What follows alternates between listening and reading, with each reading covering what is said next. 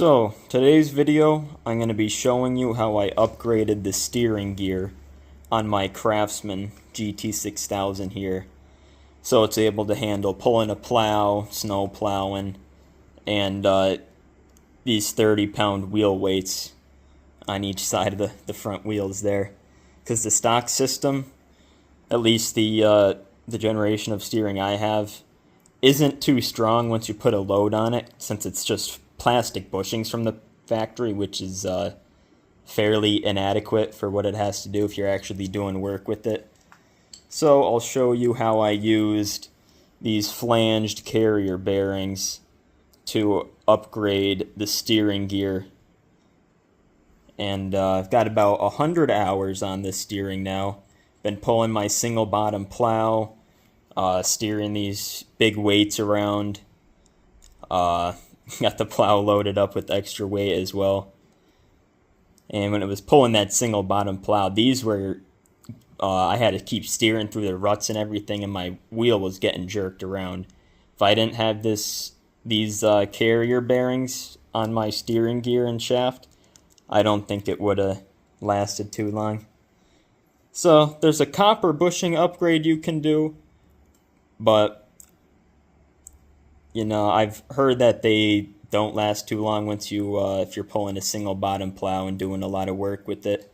They last maybe a year longer than the plastic bushings. You get a year or two out of those copper ones, then you have to replace them again. So hopefully these carrier bearings will be a long-term fix for whatever you have to pull and steer with this Craftsman here. Alright, I'll take you in for a closer look on how we did all that. So we'll start from a top-down view here. Got my 2-bolt flange carrier bearing right underneath my steering wheel there. And I've got that leading down to my steering box set up there from the factory. Just have the 4-bolt flange welded to that. Then I have more carrier bearings underneath that I will take you in for a closer look at.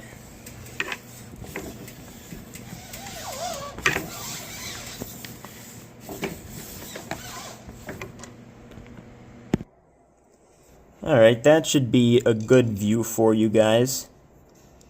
So I've got that 4-bolt flange up there, like I said, welded right to that. Then I got the 2-bolt flange right underneath that, also welded right to this this steering box. I got my one locking collar there, and then I have my second locking collar right here. So you want to make sure you put those locking collars on there so your shaft doesn't move around, because those set screws on the carrier bearings aren't really strong enough to hold all that force, so you need those locking collars on there. And also, I would say don't weld this right to your box. I would say bolt it in. For one, these welds can crack because this is a cast iron housing. So if you don't know really how to weld, I would say weld a plate with holes in it that you can bolt this to onto here, and do that instead, because if these bearings go bad, you're going to be kind of stuck with them on there if you welded it like I did. So I'm really going to have to make sure I keep up on the greasing, and when I do my dad's Husqvarna that has the same setup, I'm going to be bolting it on. So that is that's that setup there. Let's see, it turns nice and easy. I'm actually steering it by the steering wheel, or I mean by the tire. So that's how easy it steers. And I got those 60-pound weights on there, so you could steer real fast. Teeth are gonna be nice and strong.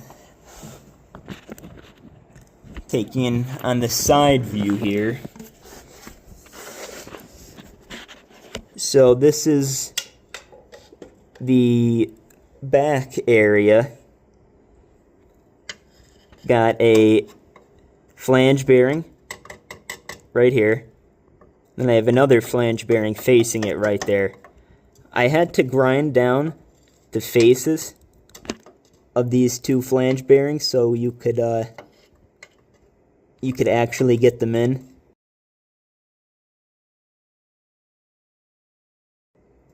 To face each other, enough room to face each other there, so had to do that.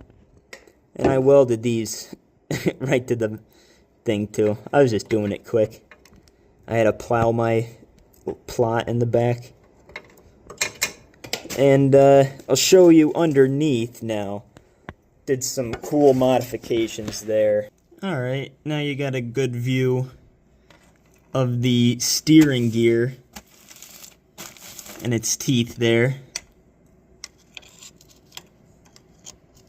I put a copper sleeve with a flange on it in between this pinion gear and the locking collar up there to kind of center it up. It was the stock bushing that came with this setup. There was only one on there. So I repurposed it, flipped it around, flattened it out to bring this these teeth to contact where I wanted them to.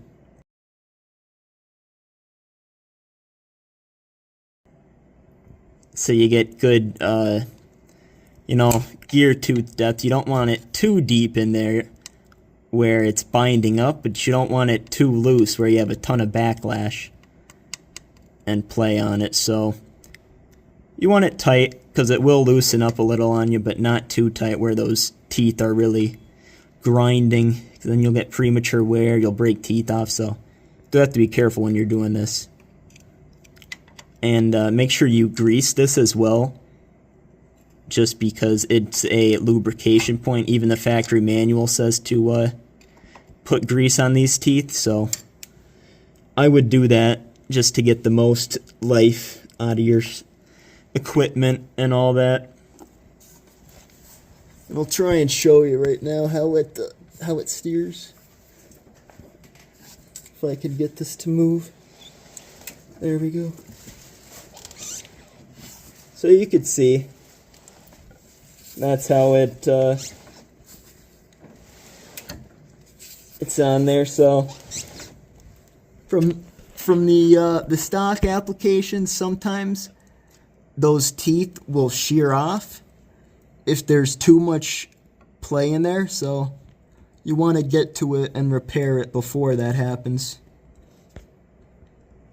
Now I'll bring you to the top here, and I'll show you how sturdy this steering wheel is now that I have all that set up in there, so it's not a flimsy floppity thing. Yeah, so like I was saying, the steering wheel is very steady now, very sturdy. Doesn't move at all. You could see, push on that, pull on that. The whole tractor has to move before the steering wheel moves now, so very strong. You can use it to get on and off now. It's not going to be like coming off the tractor like it felt like it was every time you got on and off before. So very sturdy. Can support your weight now to get on and off.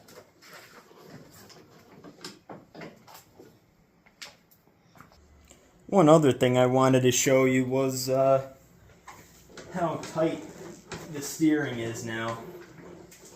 So for every turn of I get a little bit of play in there. The tie rod has some play in it, but you can see even when I'm just a little bit of back and forth, it'll move those tires.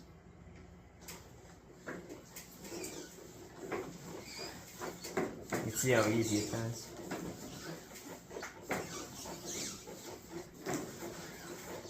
So nice and strong. Not a lot of slop in your steering. You get quarter turn. I think that's just from the tie rods. Not even a quarter turn. So, nice and strong. Now you guys can see what you actually need to complete the project. So, the pieces that you will need to actually complete this project are one of these 4-bolt flanges, the carrier bearing in there.